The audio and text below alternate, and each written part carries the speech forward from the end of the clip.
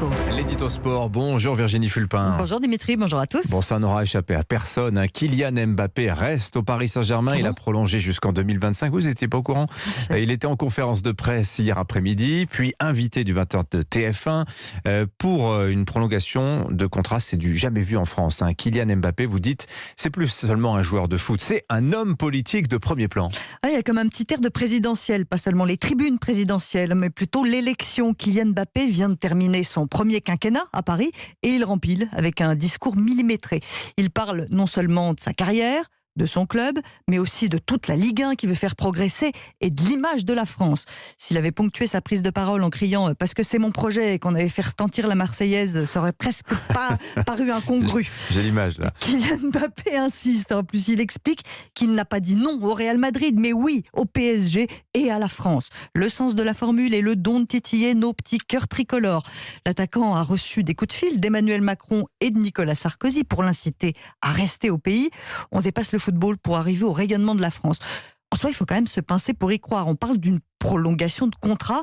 On se retrouve avec des présidents et ex-présidents de la République qui s'en mêlent et la grand-messe du 20h pour conclure l'événement. Le tout avec un jeune joueur de 23 ans comme un poisson dans l'eau. Meilleur buteur de Ligue 1, meilleur passeur et à coup sûr, meilleur interlocuteur aussi.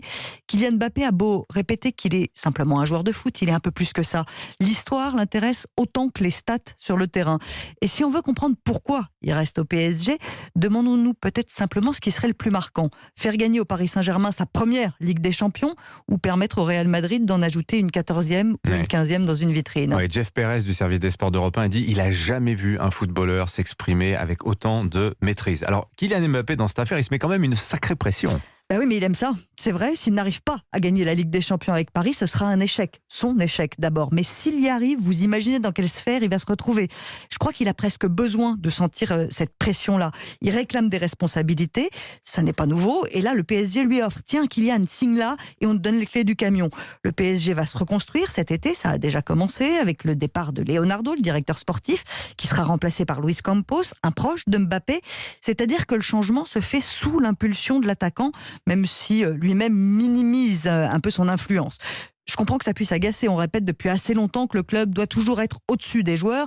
Et là, le PSG place encore un joueur au-dessus du club. Mais je comprends que c'est assez différent. Je pense que c'est quand même assez différent des erreurs que les Parisiens ont faites jusqu'à présent. Parce que c'est Kylian Mbappé. Il peut emmener son club dans une autre dimension. Comme il arrive à faire entrer le foot dans les dîners en famille en venant aux 20h. Un sacré programme quand même pour son deuxième mandat. Bien vu. Merci Virginie Fulpin, 7h24.